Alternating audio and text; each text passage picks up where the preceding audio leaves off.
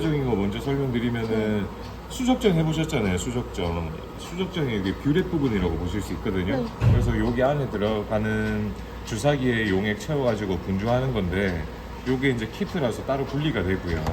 얘는 작동 원리가 보면 전면부에서 보시면은 레버가 이제 장비에서 자동으로 오른쪽 왼쪽 왔다 갔다 해요. 예, 물려 있는 호스를 보면은 오른쪽에 가게 되면은 얘가 이쪽 두 개 호스가 연결되거든요. 네. 그래서 빠져나가는 쪽에 빠져나가는 거. 그래서 여기 용액이 있다 가정하고 주사기처럼 쭉 밀어주면은 이쪽 두 개가 연결되니까 나가겠죠. 그 다음에 이제 반대로 용액을 채워줄 때는 요거 두 개 연결되거든요. 네. 그럼 주사기를 쭉 빨아 당긴다고 가정하면은 여기서 이제 빨아 당기겠죠. 이게 원리는 그렇고요. 얘가 본체에 장착돼서 본체에서 이 피스톤 부분이 여기에 결속이 되거든요. 네. 얘가 스핀들이 오르락 내리락 해요. 그러니까 작동 원리는 그렇고, 그 다음에 전극 같은 경우에는 제가 충진액 말씀드렸는데 충진액이 왜 필요하냐면은 이거 배우셨겠지만 복합 전극이에요. 그래서 얘가 인디케이터 역할을 하고 얘가 레퍼런스 역할을 해서 이 불투명한 부분 보이시죠? 여기로 충진액이 빠져나오면서 얘가 레퍼런스 역할을 해요. 어떤 용액이 담기더라도. 근데 지금 제 안에 충진액 여기까지 내려온 거 보이시죠? 네. 이거 이까지 채워줘야 돼. 이걸 안 채워주게 되면은 네. 데이터가 흔들려요. 레퍼런스가 자기 역할을 못하니까. 네. 그래서 채워주시는 용액은 상단에 보면 3몰 KCl 적혀 있거든요. 네. 그래서 이거를 뭐 제조하시든 사시든 하셔가지고 여기 항상 채워주셔야 되고, 그 다음에 전극 보관하실 때는 안 마르게끔 보관해 주셔야 되고, 전극 이렇게 마르면은 네. 전극 이거 유리 하단부 두께가 뭐 0.03mm인가 그렇거든요. 이거 수화가 안 돼 있으면은 이온을 감지하는 역할을 하는 건데 수화 안 돼 있으면은 이온 굽에 감지 잘 못해요. 그래서 스크래치 같은 거 조심하시고 항상 물이든 어디든 들어가 있어야 돼요. 얘는 지금 조금 말라 있던데. 그냥 DIO트에 넣어둘까요? 네네. 그래서 일단 얘 전반적인 원리는 그렇고, 그래서 장비는 전극 담궈가지고 읽혀지는 전이 읽으면서 분주량을 자동으로 조절해줘서 확 변하는 전이차 확 변하는 지점 잡아주는 거거든요. 그 장비를 처음에 딱 켜시면 이 화면이 떠요. 그래서 이 화면 뜨면 설명드리면은 뭐 앉아서 들으시죠. 네. 이 말이 빨라서 이해하실 수 있으실려나 모르겠네. 나중에 해주세요. 네, 들어. 네. 여기 이제 워크플레이스에서는 실험 진행하고 멈추는 곳이고, 그 다음에 데이터베이스에서는 짜여진 메소드로 실험했을 때 데이터 넘어오는 곳이고, 메소드는 짜여져 있는 메소드 불러와서 파라메타나 이런 거 변경하실 때 여기 와서 하시는 거고, 컨피그레이션에는 장비 연결돼 있는 거 어떤 게 연결돼 있고, 적정액 어떤 거 연결돼 있고, 전극, 일렉트로드 같은 거 어떤 거, 센서 어떤 거 연결돼 있나 이런 거 보시는 곳이고, 그 다음에 매뉴얼 버튼 누르시면은 창 뜨거든요. 사용하시다 보면 여기 기포 생길 수도 있어요. 기포 매뉴얼로 빼시는 과정이 필요하실 수 있잖아요. 그래서 이럴 때는 매뉴얼 버튼 누르셔가지고 여기 보시면은 메저링 인풋에 가셔가지고 스타트 누르면은 이 전극에 지금 매뉴얼로 저기 pH도 읽으실 수 있고, 그 다음에 도징 디바이스 가가지고 도징 디바이스 가면 이제 이걸 도징 해준다는 의미인데, 여기 보면 뭐 프리페어 필, 그 다음에 뭐 픽스드 볼륨, 도징 이런 게 있는데 이걸 제일 많이 쓰세요. 도징 말 그대로 도징 눌러주면은 올라가면서 분주하는 거예요. 네, 도징 도징이 그냥 용액 나가는 거. 그래서 여기 네. 라인에 기포가 차 있으면 빼야 되잖아요. 네. 그래서 여기 매뉴얼로 들어오셔가지고 도징 누르면은 기포 같은 게 빠져나가요. 다시 채우시고. 그러니까 혹시나 만약에 내가 특정한 볼륨을 넣어야 되겠다 하시면은 뭐 매뉴얼로 픽스드 볼륨 해가지고 볼륨 지정을 해주고 스타트 누르면은 내가 원한 볼륨을 넣어주는 것도 있고요. 네. 그럼 처음 시작할 때 기포를 무조건 빼주고 시작하는. 그렇죠. 기포만 네. 육안으로 보시고 기포 있으시면은 좀 빼주시는 게 좋고, 프리페어는 뭐냐면은 장비를 저처럼 처음에 세팅할 때 보면은 혹은 용액을 바꾸거나 얘를 매뉴얼로 올렸다 내렸다 하면서 채우는 게 번거롭잖아요. 그래서 프리페어는 스타트 누르면은 이 피스톤이 자동으로 오르락내리락치가 2번 해요. 용액을 채워줘요. 자동으로. 그래서 매뉴얼은 그렇고, 스터러는 말 그대로 교반기 돌리시는 거. 그래서 매뉴얼 버튼은 이렇게, 버튼은 크게 이렇게 5개로 이루어져 있고, 실험하는 거는 저희가 이 메소드 창에서 메소드를 일반적으로 짜드리면은 워크플레이스에서 이쪽 칸에서 만든 메서드를 이렇게 세팅을 하신 다음에 스타트를 누르면은 실험이 진행이 돼요. 그럼 이제 메서드가 중요한데, 메서드는 기존에 짜져 있는 거 원래 처음에 메서드 칸에 가가지고 이렇게 보면 아무것도 없어요. 그래서 메서드에서 메뉴에서 오픈하면은 이제 짜져 있는 메서드 이렇게 보이는데, 지금 제가 요거 방금 만든 거거든요. 이 메서드를 만드시는 방법을 모르니까 기존에 있는 메서드를 불러와서 편집을 해가지고 파일에서 세이브 에이즈에서 다른 이름으로 저장을 하셔도 돼요. 그래서 이 메서드는 어떻게 이루어져 있냐면은, 스타트 명령어가 주어지면은 샘플 사이즈 입력하라고 창이 뜨고, 그 다음에 이 녹색 창, 이 메트로미 녹색 좋아하거든요.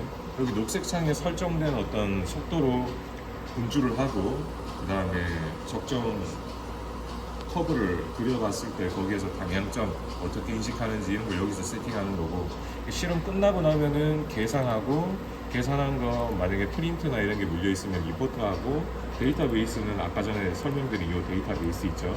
여기로 넘기고 실험 끝낸다 이런 의미거든요. 그럼 여기서 보셨을 때 지금 중요한 게 뭐냐면은, 저희가 이 실험하면은 그 계산식 넣는 게 중요하잖아요.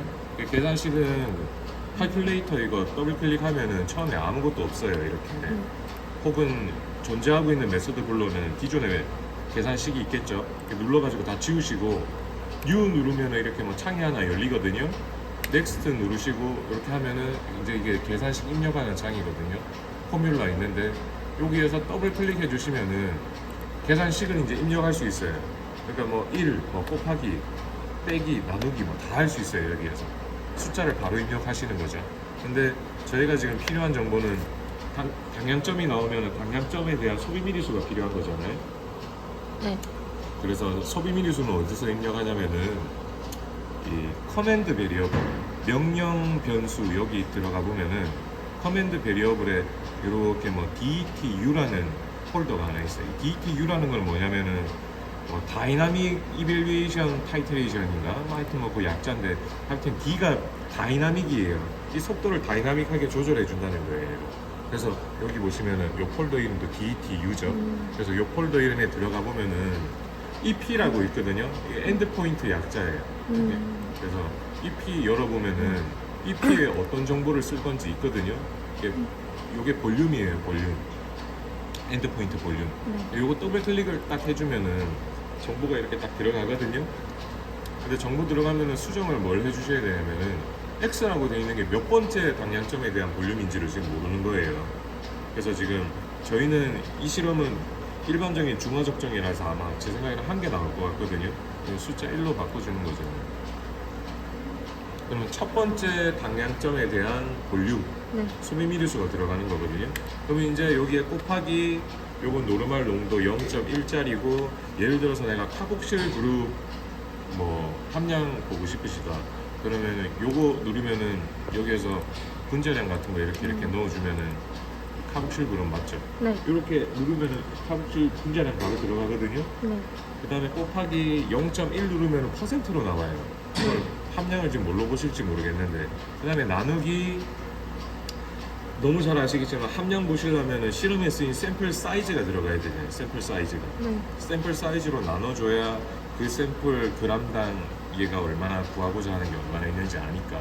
그래서 샘플 사이즈는 메서드 베리어블 폴더를 또 활성화시키면은 여기 샘플 사이즈가 있어요. 이걸 더블 클릭을 딱 해주면은 이 계산식 완성된 거거든요. 예를 들면은 나중에 이거 변경을 하셔도 돼요. 그래서 이렇게 해서 계산을 하면은 얘는 지금 0.1이 퍼센트로 나오는 그거로 계산식 입력해 놨기 때문에 퍼센트 해놓으면 되고, 이거는 소수 몇째 짜리까지 볼 건지, 그래서 둘째 짜리까지 보면 둘째 짜리까지 봅니다. 그래서 이렇게만 해주고 OK 누르면은 계산식 완성된 거예요.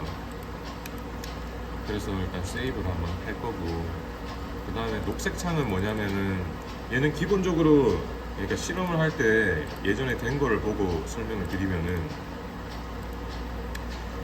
적정액이 들어가는데 1mm, 2mm, 3mm 들어갈 때는 파란색이 전위 곡선이거든요. 밀볼테이지 변화가 크게 없잖아요.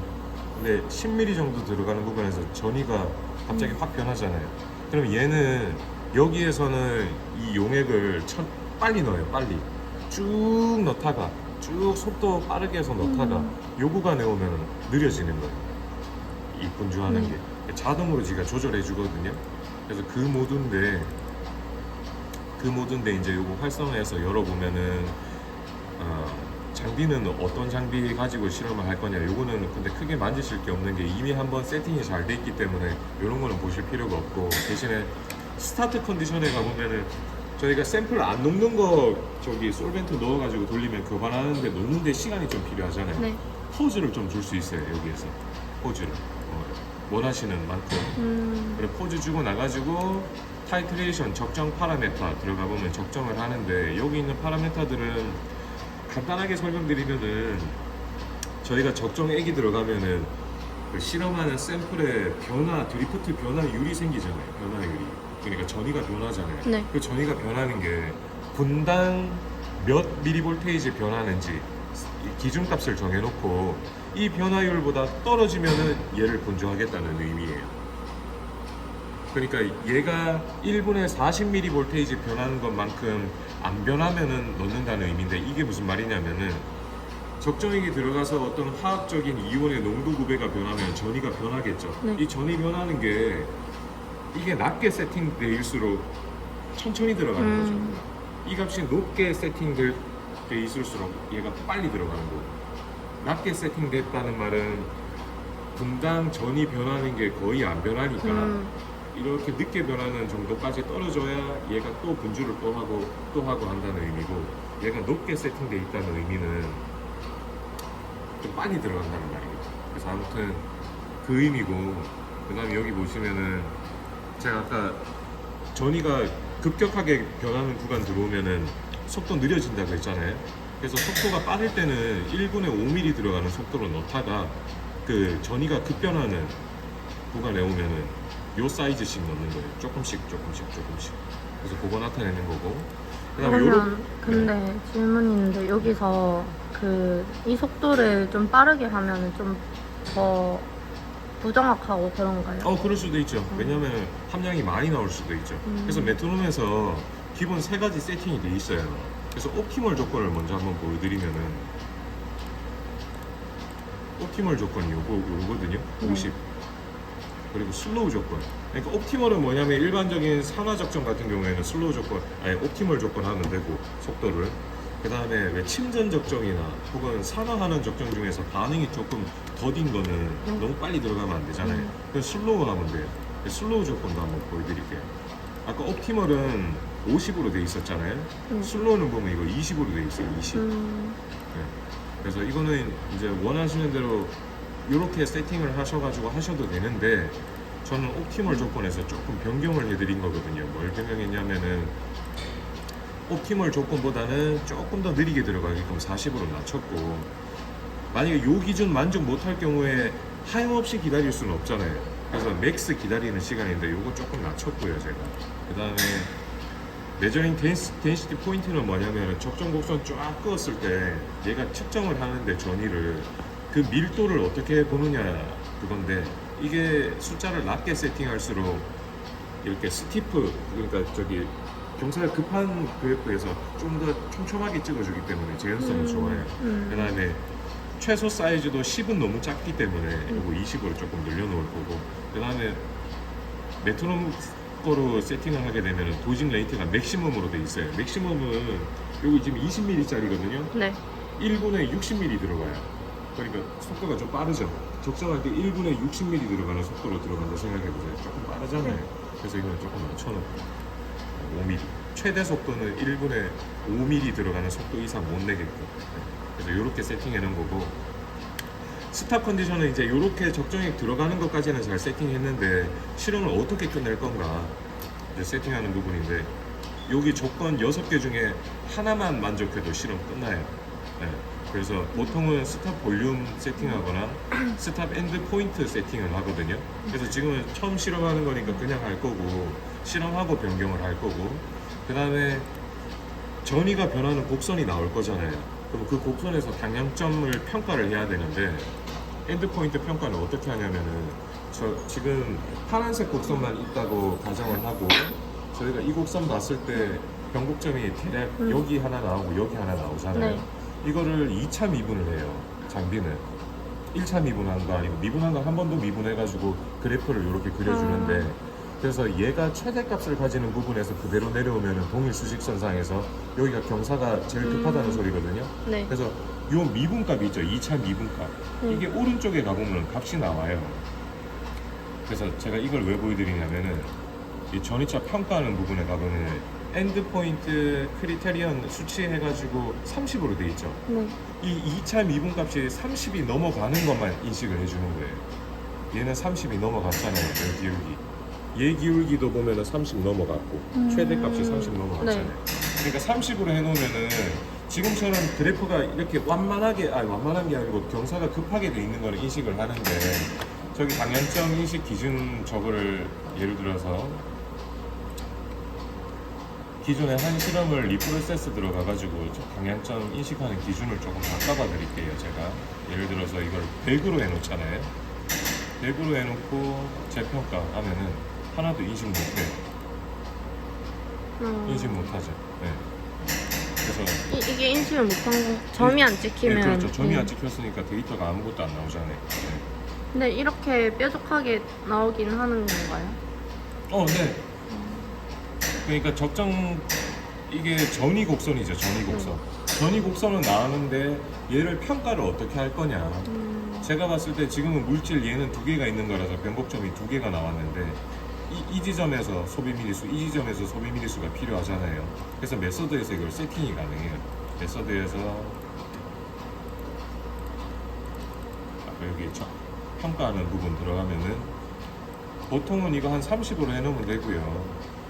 이 기준을 넘어가는 변곡점을 다 인식할 건지 그 중에서 가장 큰 것만 인식할 건지 제일 나중에 나온 거 인식할 건지 뭐 이런 거 있거든요. 그래서 그리티스트로 해놓고 보게 되면은 재계산 30 넘어가는 기울기 중에 제일 큰 거 얘보다 얘 최대값보다 얘 최대값 2차 미분값이 크잖아요 지금. 그래서 얘만 인식하는 거예요. 네. 근데 이제 올로 하게 되면은 저 뒤에 것도 인식하겠죠.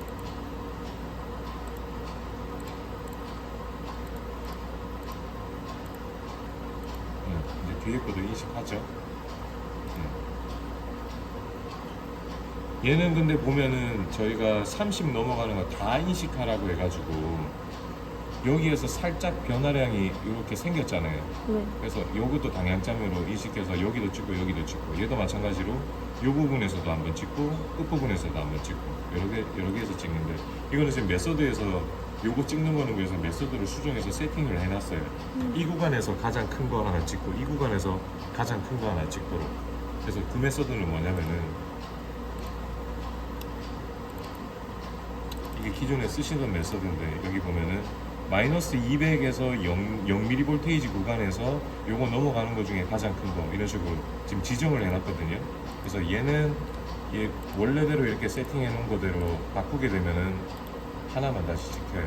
그래서 메소드에서 들어가가지고 기존의 메소드 날리고 원래 메소드 불러와서 재계산하면은 걔 중에서 또 가장 큰 것만 찍어가지고 이렇게 제대로 나오거든요. 그래서 아무튼 메소드 짤 때 이제 이거를 제가 설명드린 이유는 얘가 이제 그런 원리 때문에 여기 있어. 방향점 때문에 세팅하는 거다 설명드리는 거고. 그래서 지금 기본적으로 세팅은 완료됐거든요. 이거 저장해놓고 실험 한번 해볼 거예요. 그래서 워크플레이스에서 메소드 부분에 가셔가지고 카복쉘 그룹 이거 불러오고 샘플 준비해가지고 실험해보면 됩니다 이제. 네.